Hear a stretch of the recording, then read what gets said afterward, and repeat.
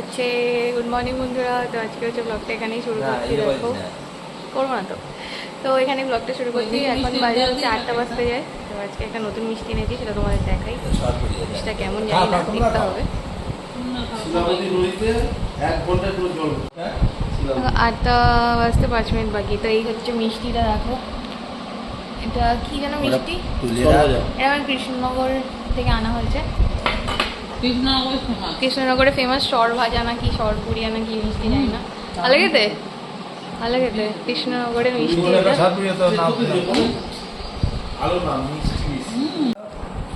এই হচ্ছে মিষ্টিটা, এটা খুব ভালো খেতে, খুব লাইট মিষ্টি, দারুণ খেতে, খুবই লাইট।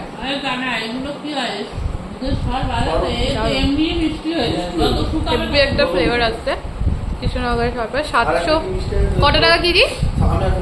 700 টাকা, 700 টাকা কেজি, খুবই ভালো খেতে। তো বন্ধুরা আমরা একটু বেরিয়েছি, বেরিয়েছি হচ্ছে একটু যাবো আর কি বিরাটির দিকে বা কোথাও। এখন হচ্ছে বেঙ্গল ক্যাপিটালে, চলো দেখা যাক কোথায় যাই। এখন বৃষ্টিটা হচ্ছে না, সেই জন্যই হচ্ছে বেরিয়েছি স্কুটি নিয়ে। বেশি বাজে না, 10-15 মতো বাজে। প্রথমবার এত সকালে এখানে বেরিয়েছি, কোনোদিনও বেরোয়নি আগে। তো আমরা বেসিক্যালি বেরিয়েছিলাম কিন্তু মার্কেটিং করতে। সকাল সকাল বেরোলেই হচ্ছে বাজারের ভালো জিনিসগুলো পাওয়া যায়, টাটকা জিনিসগুলো বেলার দিকে তুলনায়। তো সেই কারণেই আর কি এত সকাল সকাল আসা। তো বাড়িতে একটা সেলিব্রেশন আছে, সেই কারণে কিন্তু মাটন নিতে এসেছি। তো এই দোকান থেকেই আমার পাপা সবসময় মাটন কেনে, তো এই দোকানেই আমরা চলে এসেছি। এটা হচ্ছে মধ্যমগ্রামের 9 নম্বর রেলগেটের দিকে, খুব ভালো মাটন কাটে, একদম ছোট। এখানে দেখো কত পায়রা পেলে রেখেছে, দিকে ছাড়েনি মনে হয়, বেশ সুন্দর। তো মাটন নেওয়ার পরে কিন্তু আমরা চলে আসলাম রেলগেট ক্রস করে এই দিকটায়, কারণ আমরা এদিক থেকেই বাড়ি যাব।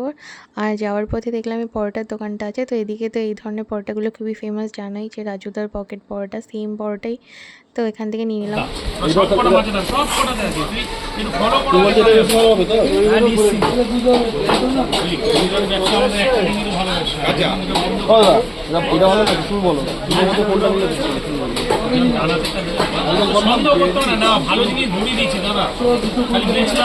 প্লাস্টিকটা খুলে ওজন হবে না, প্লাস্টিক তো অনেকটা এই তো খুলে রাখতে তাহলে প্লাস্টিক খুলে ওজন করা অত। এইদিকে আসুন তো আগে দেখুন, মানে আমার যেতে হবে বাজারে। চলে এসছি বাড়ি।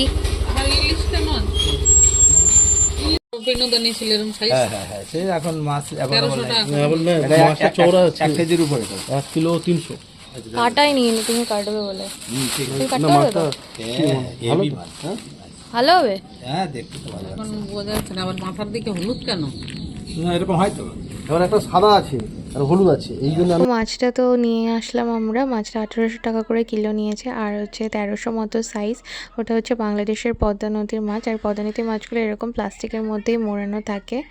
মাছটা অনেকটাই বড়, জানি না খেতে কেমন হবে। আর এদিকে দেখো আমরা ব্রেকফাস্ট করছি। ব্রেকফাস্টে কিন্তু ডিম ভাজাও করেছিল মা। এখানে দেখো মা হচ্ছে মাছটা আঁশ ছাড়িয়ে রেখে দিয়েছে। ভাই ঘুম থেকে ওঠেনি, ভাই উঠলে ভাইকে দেখাবে বলে, কারণ এত বড় মাছ আমাদের বাড়িতে বহুদিন আসেনি। তো অনেক দিন পর হচ্ছে খাবো খাবো করছিলাম, আর তো সে কারণেই হচ্ছে শখ মেটানোর জন্যই কিন্তু আমার বর নিয়ে এসছে। তো দেখো, তো বেসিক্যালি খুব মানে শখ করেই কেনা মাছটা, তো এই জন্যেই আর কি নিজেদেরও দেখতে ভালো লাগছিলো। এত বড় ইলিশ মাছ বলে কথা, ইলিশ মাছের একটা আলাদাই আবেগ। তো অনেকটাই চওড়া। আমাদের বাড়িতে কিন্তু আমরা সব ইলিশ মাছ খেতে খুব পছন্দ করি, আমিও, আমার বড়, আমার বাবাও, সবাই আর কি। আর অনেক দিন থেকেই কিন্তু এরকম একটা বড় মাছ খাওয়ার ইচ্ছে সকলেরই ছিল। তো আজকে একটা স্পেশাল অকেশন, সেই কারণে মানে সেই অকেশানটাকে মাথায় রেখেই কিন্তু আমার বড় মাছটা কিনে নিয়ে এসছে। তো খেয়ে তোমাদেরকে বলবো যে কীরকম খেতে ছিল। আর দামটা তো অনেকটাই বেশি, তো কী আর করার, শখের দাম লাখ টাকা আর কি। আর এদিকে যে মাটনটা, এই মাটনটা কিন্তু দোকানদার বলে দিয়েছে খুবই ভালো মাংস এটা। আর সকালবেলা গিয়ে একদম সকাল সকালই হচ্ছে এটা আমরা নিয়ে এলাম। তো খুবই ভালো দেখতে। তো সব রকম মশলা দিয়ে দেখো এখন হচ্ছে মেখে নিলাম। মাটনটা ম্যারিনেট করে রেখে দেবো। ম্যারিনেট করে রেখে হচ্ছে অনেকক্ষণ ম্যারিনেট করে রাখলে যেটা হয় আর কি, মাটনের টেস্টটা অনেকটা বেশি বেড়ে যায়। তো সেই জন্য আর কি। আর এদিকে দেখো মাছটা মা কাটছে, তো আমরা তো কাটিয়ে আনিনি। এদিকে আবার কাটার হরেক রকম নিয়ম আছে। মাছ যে দোকানে বিক্রি করে তারা আবার মাছ কেটে দেয় না, আলাদা করে কাটতে হয়। তাদের মাছ কাটাটা অতটা বেশি সবসময় ভালো হয় না, তারা নিজেদের মতো করে কেটে দেয়, ওই কারণে ভালোও কাটে। তবুও এই মাছটা যেহেতু বাড়িতে সবাইকে দেখানোর ছিল আর মা নিজের মতো করে কাটবে, সে কারণে কিন্তু বাড়িতে নিয়ে চলে এসেছে। তো মা দেখো এখানে কেটে নিচ্ছে, যদিও ইলিশ মাছ কাটাটা অত বেশি ঝামেলাও হয় না, তো সেই কারণেই তো এই যে মা কেটে দেখো সুন্দরভাবে পিসগুলো বার করে নিয়েছে। তো দেখো মা এখানে কিন্তু অনেক কিছু রান্নাবান্না করে রেখে দিয়েছে। আর এই যে আমরা লাঞ্চ করতে বসে পড়েছি। তো আজকে লাঞ্চের মধ্যে আছে ইলিশ মাছটাকে ভেজেছে, সেই ভাজার সাথে তেল আর হচ্ছে যে লঙ্কা দিয়ে। তা এত বড় মাছটাকে না ভাজতেই বললাম, ভাজলে অনেক বেশি টেস্ট পাওয়া যায়। ইলিশ মাছ ভাজা দিয়ে লিটারালি এক থালা ভাত খাওয়া যায়। তো বাঙালির আর কি ফেভারিট বলতে পারো, আমাদেরও ফেভারিট। তো মা হচ্ছে গিয়ে সেটাই হচ্ছে করেছে। তো সবাইকে 2 পিস করে মাছ দিয়েছিল। মাকে ওটাই বলছিলাম যে বেশি বেশি করে খেতে হবে, কারণ কি অনেক বেশি মজা লাগে, টেস্টি লাগে, ওই কারণে। তো এই যে বসে পড়েছি ইলিশ মাছের তেল, কাঁচা লঙ্কা, সেই সাথে মাছ ভাজা নিয়ে, ডিমও হয়েছিল অল্প। আর এদিকে দেখো মাছের হচ্ছে কিন্তু ভাপাও করেছিল, যদি এটা অন্য মাছ দিয়ে হয়েছিল, আর বাড়িতে আগে থেকেও ছিল মাছ সেটা দিয়ে। তো বেশ ভালোই খাওয়া দাওয়া হলো। তো এরপরে আমি হচ্ছে গিয়ে চলে গেলাম একটু ছাদে, কারণ কি জামা কাপড় আনার ছিল আর কি, সে কারণেই চলে গেছিলাম।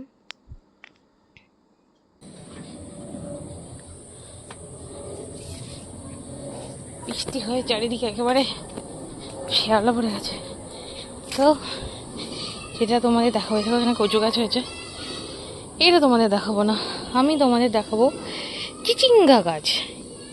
এই দেখো, তো চিচিঙ্গা গাছ তো দেখিয়ে দিয়েছি, এবার চিচিঙ্গা হয়েছে নাকি সেটা দেখি।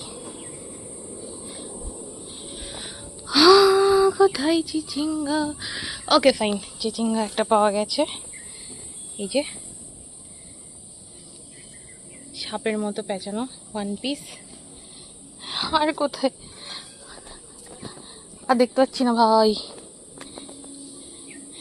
ও এই দেখো, মাচাতে হয়নি, মাচার বাইরে গিয়ে হয়েছে। এইখানে 2খানা চিচিঙ্গা, এই দেখো।